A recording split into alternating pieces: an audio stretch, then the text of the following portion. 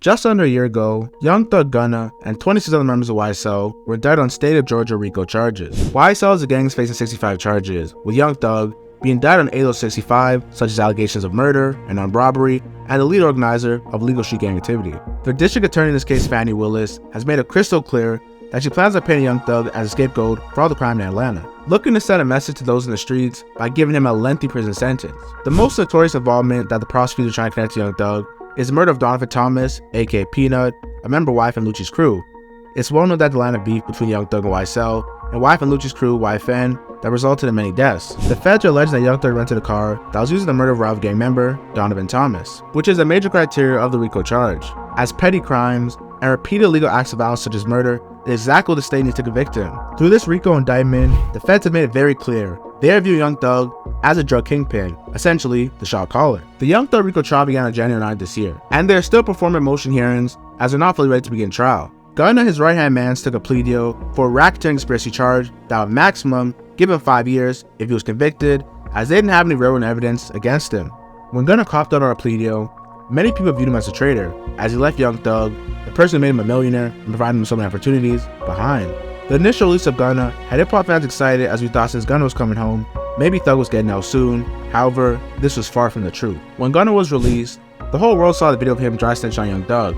When he was asked about being in the same car with him when guns and narcotics were present, and he denied it. To make it even worse, he confirmed that YSL was a criminal enterprise, which was Young Thug's biggest defense. The US government knew what they were doing by releasing those videos. On one side, Gunna is being pressured by the Fed to accept the deal and not serve major jail time, while on the other side, the street dudes ridiculed him for snitching on Young Thug, and also, he's not gonna have a pleasant release when he gets out of jail. It's a lose-lose situation. The strange occurrence about this case is, for 7 months straight, Young Thug and Gunna were denied bail on 3 separate occasions, as they were deemed dangerous to the people of Atlanta.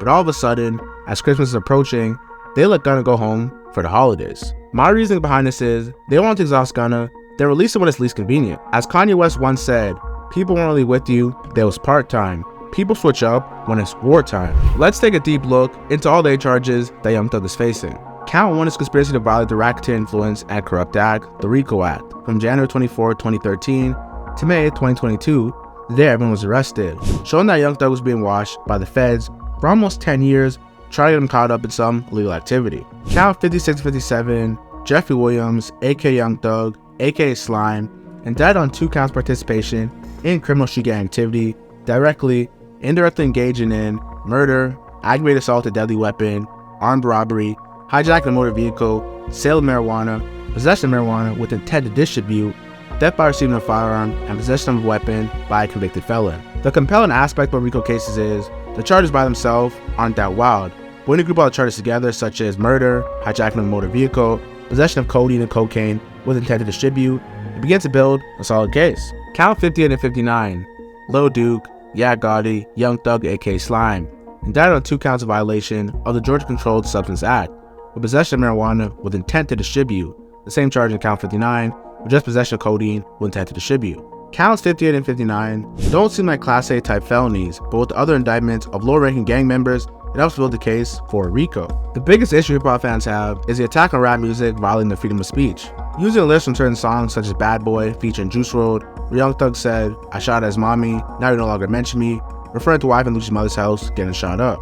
Young Thug is currently signed to 300 Entertainment. 300 Entertainment executive Kevin Liles created a Protect Black Heart campaign to display the prejudiced behavior these artists are facing because of what they look like and experiences they talk about in their music. Kevin Liles even went as far to put his reputation on the line to defend Young Thug, attesting to his good character and specifically how he's an artist and not a gangster.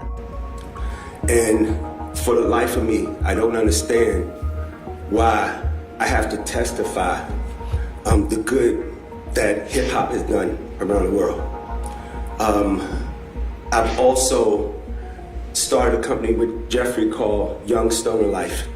And I remember what he said to me. We're not just starting a company, we're gonna change some lives. And that's what he's done.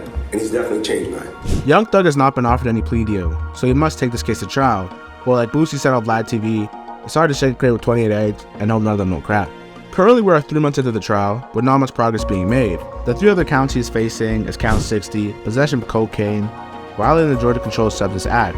Count 61, be possession of a firearm, being convicted of a felony, such as Glock 30s, Glock 357s, FNs, Glock 19s, Smith & Wessons, and a Glock 45, and having a firearm while in possession of marijuana with intent to distribute, and possession of codeine and cocaine with intent to distribute. It's very concerning to see people charged repeatedly based off the same crime, which is what is happening right now. Cal 62, Young Thug's 8th charge, is possession of a machine gun, which they believe was used to participate in criminal street activity while being in possession of a firearm and narcotics. With this YSL case having over 300 witnesses, it's looking ugly.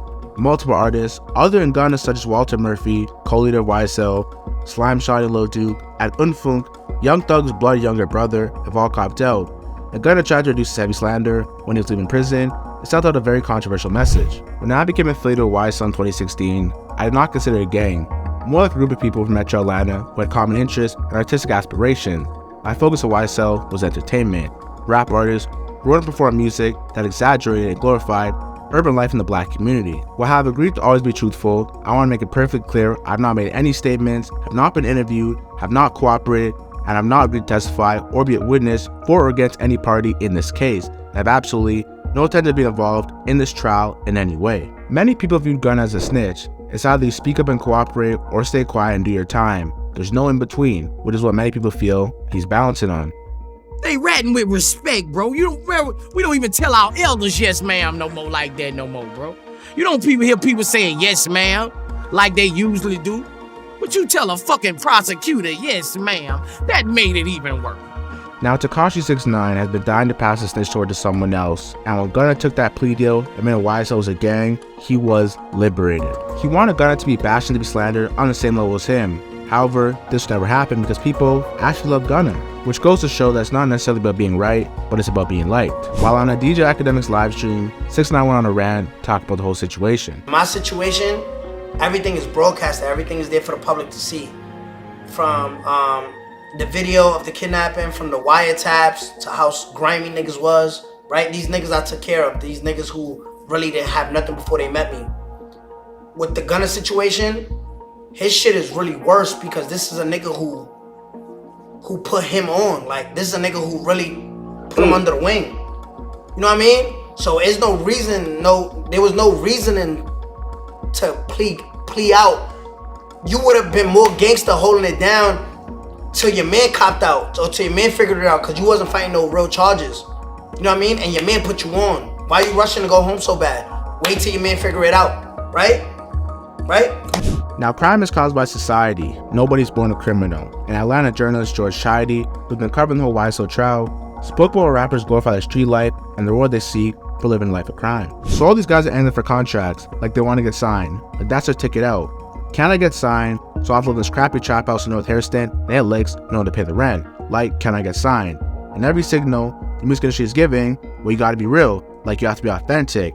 You have to be street. You have to be real. Show me that you're real. Like, so they're doing crimes. So they can build a rap, so they can tell people they're rapping about his real stuff, so they can end up on, Warner's label. Like, I really think this needs to stop. Something needs to happen. Young Thug is currently fighting for his life in prison. He blessed a community of people, and when it came down to it, the same people were riding for him. There are individuals in this case getting 30 years probation for cooperating and getting a plea deal, as well as people being pressured by their baby mom to tell Young Thug. Meanwhile, certain women's only got with certain dudes because of their celebrity status and connection to Thug, which is crazy. The biggest argument was that YSL's label, Young Stone Life Records, both Gunna being considered the second in command, copping on a plea admitting that YSL is a gang. Young Thug's defense is in shambles. In the eyes of the law, Young Thug is King Slime. He's Sir John Gotti, and only time will tell if these charges will stick. Thank you for your time. If you enjoyed this video, I recommend you watching the dark side of the music industry, tagged above. Follow me on Instagram at JaredStar1 and Twitter at StarWanda. I'm gone.